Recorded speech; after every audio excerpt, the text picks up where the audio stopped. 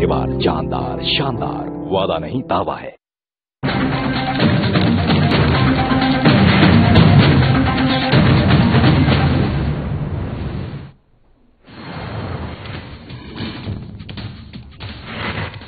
रांची के बुढ़मू थाने में तैनात पुलिसकर्मी ने की है आत्महत्या। छत पर जवान का शव बरामद। मामले की छानबीन में जुटी पुलिस।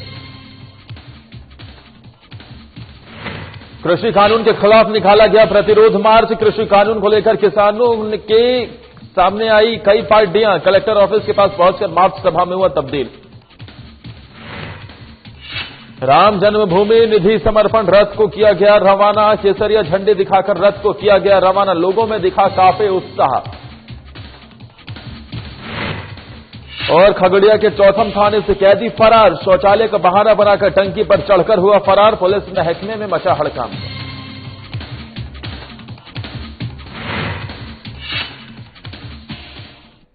नमस्कार, खबर बिहार झारखंड में आप सभी का स्वागत है। मैं हूं आपके साथ आदर्श तिवारी। नेता प्रतिपक्ष तेजस्वी यादव ने मुख्यमंत्री नीतीश कुमार के सामने हाथ जोड़कर विनती की है। तेजस्वी यादव ने नीतीश कुमार से कहा है कि बिहार में लोग गाजर और टमाटर की तरह काटे जा रहे हैं और नीतीश कमजोर सीएम के तौर पर ये सब कुछ एक कुर्सी पर बैठकर देख रहे हैं। आपको बता दें कि तेजस्वी यादव ने नीतीश कुमार से कहा है कि वो कुर्सी के चक्कर में बिहार के लोगों की बलि न चढ़ाएं। दरअसल तेजस्वी यादव आज पटना से छपरा के लिए रवाना हुए हैं, जहां छपरा में तेजस्वी रुपेश सिंह के परिजनों से मुलाकात करेंगे। 10 सर्कुलर आवाज से निकलते समय तेजस्वी ने नीतीश सरकार को बढ़ते अपराध पर एक बार फिर घेरा।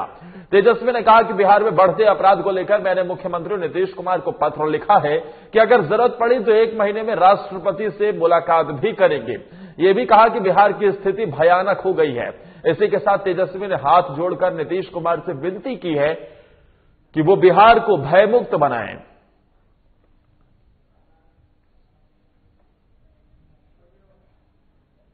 बिहार के मुख्यमंत्री को कल इस विषय पर चिट्ठी भी हमने लिखा है और जरूरत पड़ने पर 1 महीने में अगर क्राइम जो है कंट्रोल नहीं हुआ तो इसके लिए हम लोग जो है सभी विधायकों के साथ महागठबंधन के सभी साथीगण मिलकर के जो है दिल्ली कूच करेंगे। राष्ट्रपति महोदय से हम लोग मिलेंगे, उनके सामने परेड करेंगे कि बिहार की स्थिति भयावह है और पूरी तरीके से यहाँ जो है अपराधियों का बोलबाला चल रहा है।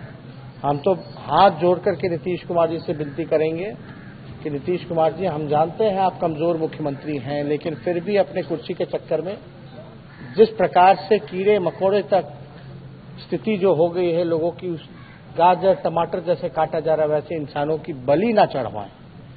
क्राइम को पूरी तरीके से आप कंट्रोल कीजिए। उधर बख्तियारपुर नगर क्षेत्र में 5 अलग अलग जगहों पर पार्क और प्रतिमा का राज्यपाल फागू चौहान ने वीडियो कॉन्फ्रेंसिंग के जरिए अनावरण किया, जहां बख्तियारपुर प्राथमिक स्वास्थ्य केंद्र में स्वतंत्रता सेनानी पंडित शीलभद्र, पटना जिलाधिकारी चंद्रशेखर सिंह समेत तमाम अधिकारी, अंचला अधिकारी प्रतिमा के सामने पहुंचे। इसी के साथ डाक बंगला परिसर में पार्क और प्रतिमा के अनावरण के समय पूर्व विधायक रणविजय सिंह और पूर्व एसएलसी रामचंद्र भारती भी मौजूद रहे।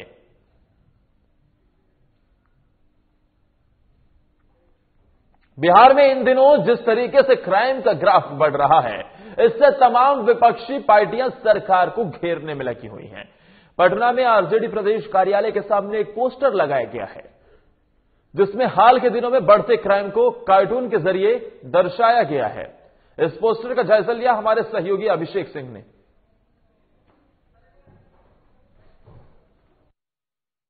की घटनाएं बढ़ी हैं, उसको लेके अब सियासत होना शुरू हो गया है। इस वक्त हम हैं पटना में आरजेडी कार्यालय के बाहर। यहाँ पे एक पोस्टर लगाया गया है। जिस तरह की हत्या और बलात्कार की घटनाएं बिहार में रोज हो रही हैं, उसी को लेकर पोस्टर लगाया गया है आरजेडी की तरफ से। इस पोस्टर में साफ तौर पे लिखा हुआ है, बिहार में अपहरण, हत्या, लूट और बलात्कार है, क्या यही सुशासन की सरकार है? हत्यारे एवं अपराधियों से सहमा बिहार है, क्या यही सुशासन की सरकार है? तो आप देखेंगे कि इस पोस्टर में कार्टून के जरिए जो फिलहाल हाल के दिनों में आपराधिक घटनाएं हुए हैं उसको बखूबी दर्शाने की कोशिश की गई है। साथ ही नीतीश कुमार का भी कार्टून बनाया गया है और इस कार्टून के जरिए किस तरह नीतीश कुमार मीडिया के सवाल पे गुस्सा होते दिख रहे हैं वो भी दर्शाया गया है। पोस्टर जो है राजद के प्रदेश महासचिव ऋषि यादव के द्वारा लगाया गया है और कार्टून के जरिए मौजूदा हालात को दर्शाने की कोशिश की गई है। हमारे साथ खुद राजद नेता हैं, उनसे हम बात करने की कोशिश करते हैं कि इस पोस्टर में क्या है, इस पोस्टर के जरिए क्या दर्शाने की कोशिश आपके द्वारा की गई है। इस पोस्टर के जरिए जैसे बिहार में लगातार अपराध चरम पे है और जो सुशासन के ढोल पीट रहे थे, तो वो सुशासन आखिरकार इस सुशासन का क्या हुआ। आज बिहार में जनता खुद अपने घर में ही सुरक्षित न है। मुकेश जी की हत्या का 7 दिन होने जा रहा है, अभी तक कोई सुराग नहीं हाथ लगा है। हमें तो लगता है कि उनके सहयोगी पार्टियों द्वारा ही ये कांड करवाया जा रहा है। तो बहुत सारी बातें हैं और इस पोस्टर के माध्यम से मैं बस इतना बिहार की आवाम को, युवाओं को बताना चाह रहा था, एक आईना की तरह। जैसे कि इस पोस्टर में दिया गया था कि पितृपक्ष के मेले के समय में सुशील मोदी जी अपराधियों से माफी मांग रहे थे। तो मैं बस इतना दिखाना चाह रहा है कि नीतीश जी, आपसे भी अगर बिहार में क्राइम कंट्रोल नहीं हो रहा है तो आप सुशील मोदी जी के रास्ते पे चलिए और अपराधियों से याचना कीजिए या अपराधियों से मिन्नत कीजिए, तो हो सके अपराधी तरस खाकर हो सके कि बिहार में क्राइम कुछ कम हो। तो आप देख सकते हैं इस पोस्टर के जरिए ये दर्शाने की कोशिश की गई है कि बिहार में जो अपराध का ग्राफ लगातार बढ़ा है, वो चाहे रुपेश हत्याकांड हो या बलात्कार की कई घटनाएं, पुलिस अभी तक अपराधियों को पकड़ने में विफल रही है। फिलहाल देखने वाली बात होगी कि इस पोस्टर के जरिए बिहार की प्रशासन है और सरकार है, उस पर कितना दबाव बना पाती है राजद। पटना से साधना न्यूज के लिए अभिषेक सिंह।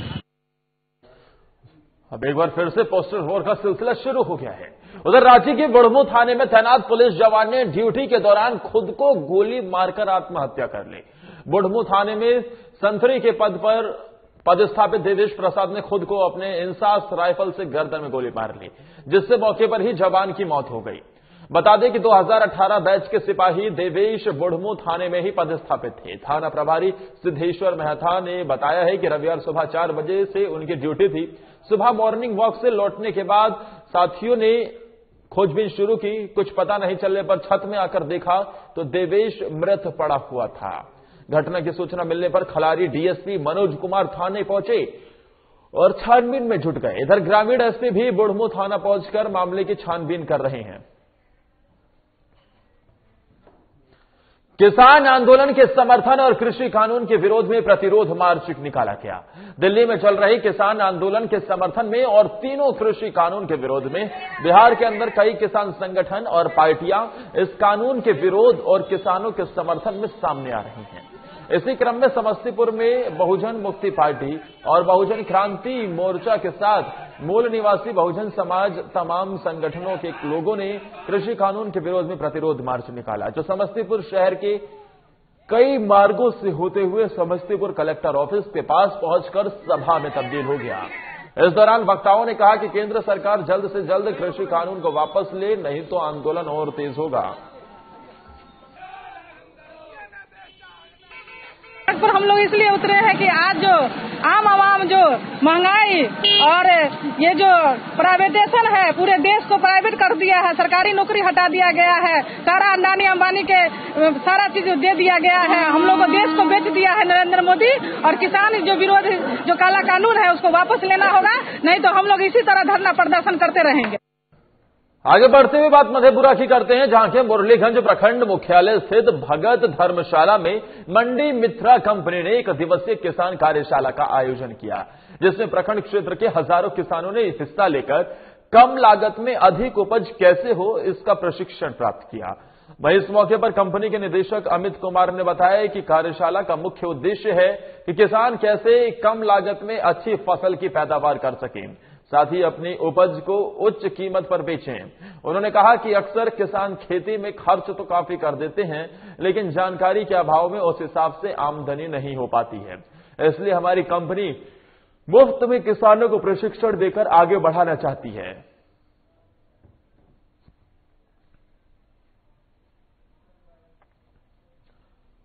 शिवलीबाड़ी पूरब पंचायत दरमियानी मोहल्ला निवासी मोहम्मद आफ्ताब आलम के घर में शॉर्ट सर्किट से आग लग गई। वहीं इस आगजनी में लगभग 1 लाख की संपत्ति जलकर खाक हो गई। घर के मालिक का कहना है कि आग कैसे लगी इसकी सटीक जानकारी नहीं है, लेकिन ऐसा लगता है कि शॉर्ट सर्किट से आग लगी है।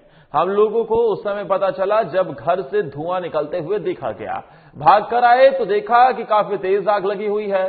स्थानीय लोगों की मदद से लगातार 1 घंटे तक पानी की बौछार कर आग पर काबू पाया गया। घटना की सूचना मिलते ही निरसा एसडीपीओ और कुमारधुबी ओपी प्रभारी पुरुषोत्तम कुमार दलबल के साथ मौके पर पहुंचे।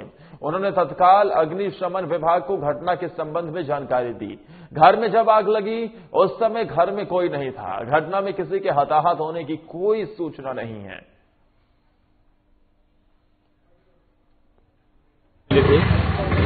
तो उसी सिलसिले में हम तुरंत यहाँ पर आए हुए हैं, पहुंचे हुए हैं। थाना प्रभारी भी पहुंचा हुआ है और फायर ब्रिगेड को भी बोल दिया गया है, वो भी आ रहा होगा। लेकिन इससे पहले कि ग्रामीणों के सहयोग से ये लोग तत्परता दिखाते हुए काफी यहाँ का जुआ सक्रिय है और आग पर काबू पा लिया है। किसी आदमी या जीव जंतु नुकसान होने का खबर नहीं है, लेकिन घर उसका पूरा जल चुका है। पता नहीं कैसे लगा, शॉर्ट सर्किट की वजह से लग गया, कैसे लग गया। उसमें तो कोई घर में थे नहीं, मेरा भाई भी नहीं था, मेरे भाभी लोग भी नहीं थे, भी भाभी नहीं थी, भी भाभी नहीं थी, बच्चे लोग भी कोई नहीं था, अच्छा कोई नहीं था। तो बड़ा हादसा हो सकता था। तो क्या लगता है कि मतलब कितना का लगभग नुकसान हुआ होगा? 1 रुपये का नुकसान हो चुका है। कुमारधुबी ओपी प्रभारी पुरुषोत्तम कुमार ने अपने आवास पर पर्यावरण संरक्षण को लेकर 1 दर्जन वृक्षारोपण किया है। बता दें कि प्रदूषण से लगातार पर्यावरण में काफी नुकसान पहुंच रहा है। पेड़ पौधे लगा देने से पर्यावरण को स्वच्छ रखने में काफी सहयोग मिलता है। सभी लोगों से आग्रह किया है कि कम से कम 1 पेड़ हर व्यक्ति जरूर लगाए और उसकी सेवा करे, जब तक कि वो 1 पेड़ का रूप धारण नहीं कर लेता। एक पौधा, उसकी सेवा करना, उसे बड़ा करना 100 पुत्रों के समान है। वृक्षारोपण के अवसर पर कुमारधुबी ओपी के एसआई और पुलिसकर्मी मौजूद रहे।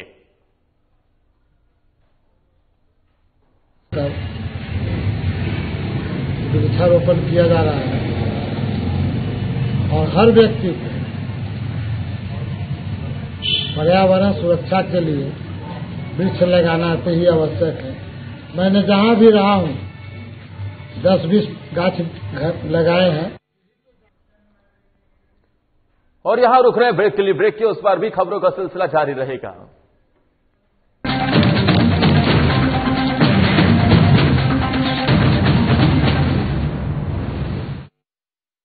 मैं हेमंत सोरेन सत्यनिष्ठा से प्रतिज्ञान करता हूं कि मैं विधि द्वारा स्थापित भारत के संविधान के प्रति सच्ची श्रद्धा और निष्ठा रखूंगा। शपथ ग्रहण के कुछ घंटे बाद ही मंत्रिपरिषद की बैठक और जिस पत्थलगड़ी ने राज्य को अशांत कर रखा था उसका समाधान हुआ। हजारों ग्रामीणों पर दर्ज प्राथमिकी वापस लेने का आदेश जारी। महिलाओं के खिलाफ हुए अपराध की त्वरित सुनवाई के लिए 22 फास्ट ट्रैक कोर्ट के गठन को मंजूरी। गरीबों के असाध्य रोगों के बेहतर इलाज हेतु 5 लाख तक की सरकारी मदद को अमली जामा पहनाया गया। जरूरतमंदों को भोजन उपलब्ध कराने के लिए 6595 मुख्यमंत्री दीदी किचन, मुख्यमंत्री विशेष किचन, 1300 दाल भात केंद्र, राज्य भर के अस्पतालों में isolation ward, Covid ward, oxygen युक्त बेड, आईसीयू, वेंटिलेटर और संक्रमण के जांच की व्यवस्था हुई। अब जरूरत थी प्रवासी श्रमिकों को वापस लाने की। देश में सबसे पहले यहीं से पहल हुई और 484 श्रमिक एयरलिफ्ट 8.50 लाख श्रमिक भाइयों को श्रमिक स्पेशल ट्रेन से वापस लाया गया।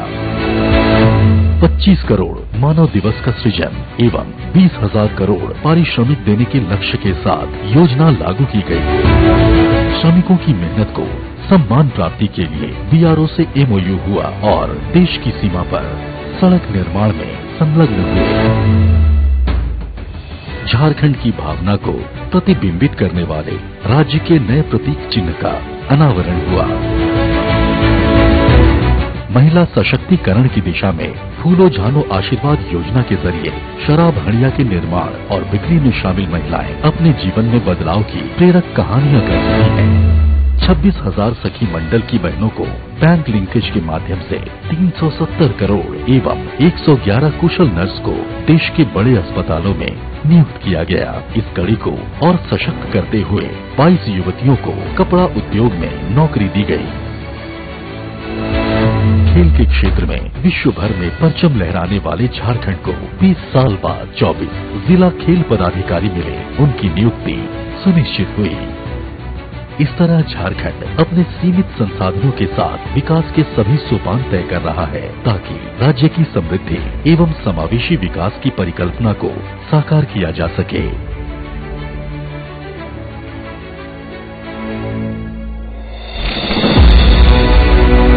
आइए साथ चलें, नए झारखंड की राह चलें। बिहार झारखंड के साथ देश दुनिया की हर बड़ी खबर देखिए फटाफट अंदाज में शाम 7:30 बजे। खबरें सुपरफास्ट सिर्फ साधना प्लस पर।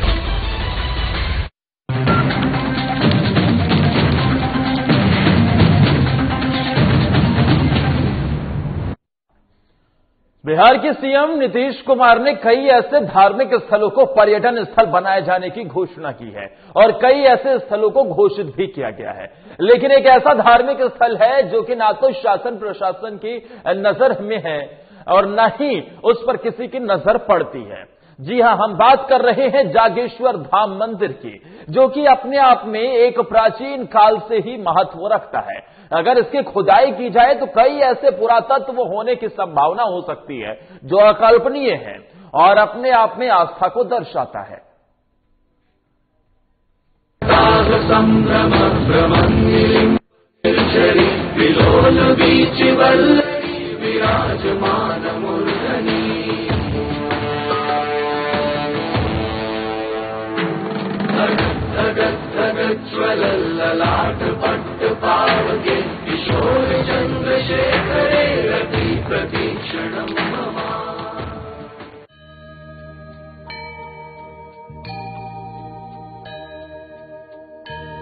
समस्तीपुर जिले में कई ऐसे ऐतिहासिक स्थल हैं, जिसमें से एक है समस्तीपुर प्रखंड के केवस निजामत पंचायत स्थित बाबा जागेश्वर धाम मंदिर, जो कि हजारों साल पुराना है। ये मंदिर कई राज को छुपाए बैठा है। कहा जाता है कि अगर पुरातत्व विभाग मंदिर और मंदिर के आसपास की खुदाई करे तो कई ऐसे ऐतिहासिक अवशेष मिलेंगे जो कि इस मंदिर को प्राचीनतम बनाते हैं। इस मंदिर में कई ऐसे शिलापट हैं जो कई सौ साल पुराने हैं। स्थानीय लोगों के द्वारा खुदाई में निकाला गया शिलापट जो काफी दर्शनीय है। लोग इसकी पूजा अर्चना करते हैं। शिलापट को देखने से लगता है कि आसपास किसी राजा का महल हुआ करता था और एक ऊंचे स्थान पर ये मंदिर स्थित है। साल 1996 में एक एजेंसी ने अंकुरित लिंग की जांच की तो पाया कि कई सौ फीट जमीन के अंदर ये शिवलिंग है।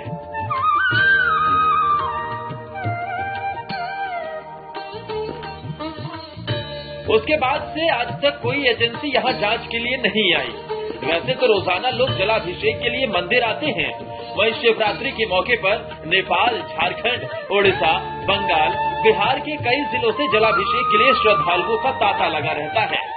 3 दिवसीय प्रोग्राम होते हैं और कई बड़ी हस्तियां इसमें हिस्सा लेती हैं।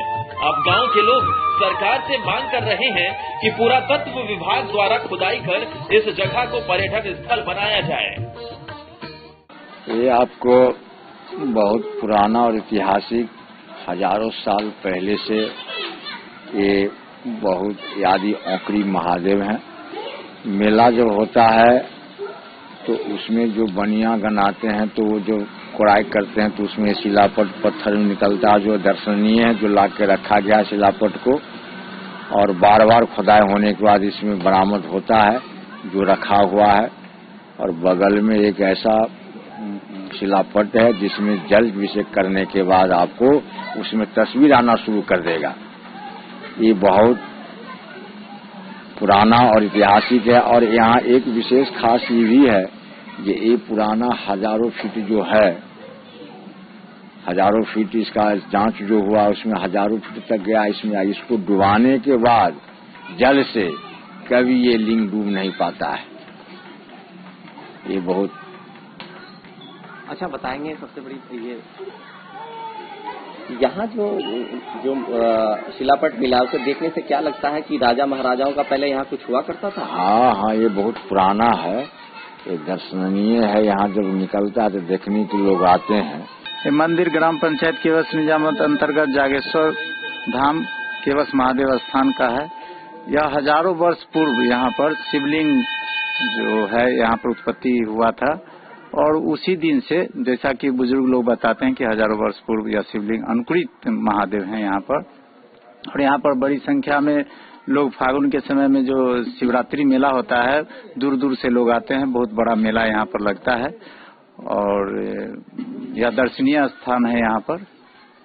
ये जो शिलापाट निकलता है इसको देखने से क्या लगता है कि यहाँ क्या कुछ पहले रहा हुआ करता? यहाँ पर खुदाई जब भी मेला के समय में खुदाई होता है तो वहाँ से शिलापट निकलता है और खम्भा भी निकलता है। हजारों वर्ष पूर्व का खम्भा शिलापट यहाँ से निकला है, जिससे यह प्रतीत होता है कि यहाँ पर पूर्व में ये बहुत बड़ा मंदिर या राज दरबार ऐसा कुछ होगा। हाँ, ये जो है मंदिर बहुत पुराना है, हजारों वर्ष पुराना मंदिर है। ये बाबा अंकुरी है, यहाँ स्थापित नहीं है। जो मनोकामना से आता है उनका पूरा होता है। किसी राजा ने इनका स्थापित किया जो अभी तक लाई अथी है। क्या कुछ यहाँ जो शिलापट निकला? हाँ, ये क्या कहना चाहेंगे? फागुन जब यहाँ शिवरात्रि मेला लगता है ना, तो जब बनिया लोग आते हैं और खम्भा गाड़ने के लिए खुदाई करता है तब तक ला जय तय शिलापट मिलता है। क्या लगता है कि ये कोई राजा का घर होगा? हाँ, हम लोग भी अनुमान करते हैं कोई राजा का घर होगा, इसीलिए यहाँ है। लेकिन आज तक इस पर कोई अंतरित नहीं हुआ। आप क्या चाहते हैं, खुदाई होना चाहिए यहाँ? अब होगा तो सरकार का इच्छा होगा, करा लेंगे तो अच्छा है। हम लोग को क्या करेंगे? तो ये मंदिर तो पुराने सर्वे से पहले का है और अथी के समय से भी जो भूकंप आया उससे भी पहले का है। लेकिन 3000 वर्ष पूर्व का इतिहास बताता है कि यहाँ शिवलिंग की उत्पत्ति हुई थी, है ना। और यहाँ जब भी लोकल स्तर पर हम लोगों का जो है सो सप्ताह यही होता है और समाधि लिया जाता है और गड्ढा जब भी खोना जाता है तो बहुत चौड़ा शिलापट के तरह मिट्टी का ईंट मिलता है। और उसी संदर्भ में महाशिवरात्रि फागुन महाशिवरात्रि में मेला लगता है। हाँ, तो मिठाई के दुकानदार सब गंदा पानी एकत्र करने के लिए जो गड्ढा खोने थे उसमें जो है सो एक कसीदाकारी किया हुआ पिलर निकला था जो अभी मुस्तैद है।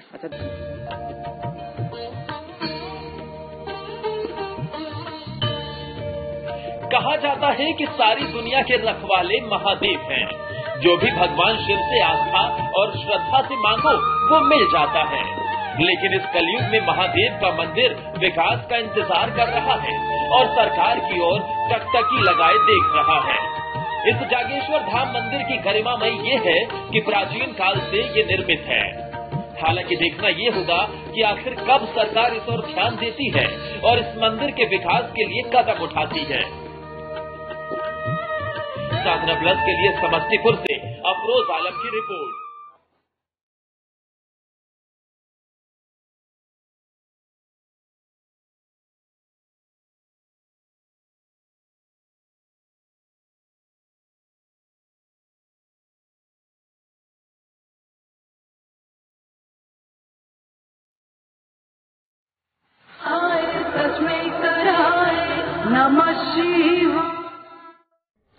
कुछ दिन पहले जब मुख्यमंत्री भागलपुर पहुंचे थे तो उस मौके पर उन्होंने ये कहा था कि जितने भी ऐतिहासिक स्थल हैं और जो प्राचीन स्थल हैं उनको पुरातत्व विभाग के पास सौंपा जाएगा। खुदाई करवाकर जो भी वहां से ऐतिहासिक चीजें निकलती हैं उसको लेकर कई कदम उठाए जाएंगे। लेकिन जागेश्वर मंदिर आज भी इंतजार कर रहा है कि आखिर कब सरकार प्रशासन की इस ओर नजर पड़ेगी, आखिर कब पुरातत्व विभाग को खुदाई का आदेश दिया जाएगा और उस खुदाई के बाद निकलेंगे यहां से कई प्राचीन अवशेष।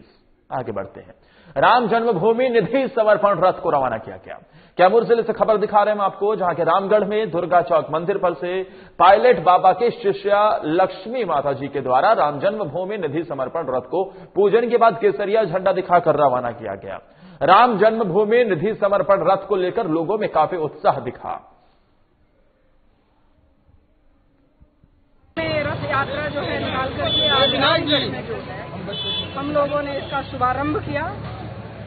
राम जन्मभूमि निधि समर्पण यात्रा जो है आज से शुरू हो गई है और अब सभी क्षेत्रवासियों से सबसे आग्रह है कि ये रथ जहाँ जहाँ जाए, जिसके जिसके कानों में पड़े, सब लोग जागरूक हो और राम जी के प्रति जो समर्पण हिंदुओं का है जगाने की जरूरत नहीं है। समस्त हिंदू समाज जागृत है और हम लोगों का कार्य है शुभारंभ करना।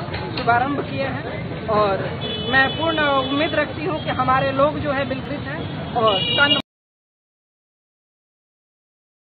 परिषद की बैठक हुई जिसमें स्वामी शेष नारायण जी महाराज द्वारा और हरिद्वार से आए स्वामी दामोदराचार्य कोठारी संघ लोगों ने श्री राम की प्रतिमा का पूजन किया। आरती के बाद शेष नारायणाचार्य ने कहा है कि सभी तीर्थ में अयोध्या का स्थान सबसे ऊपर है।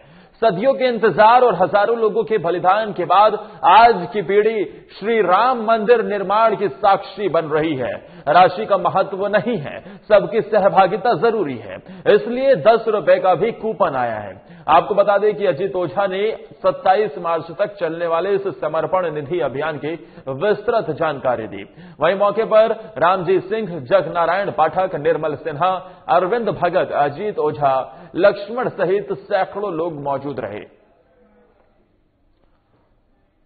साहिबगंज शहर में बढ़ती हुई ठंड को देखते हुए जिला प्रशासन के द्वारा स्टेशन परिसर पर जरूरतमंद और गरीब लोगों के बीच कंबल बांटा गया।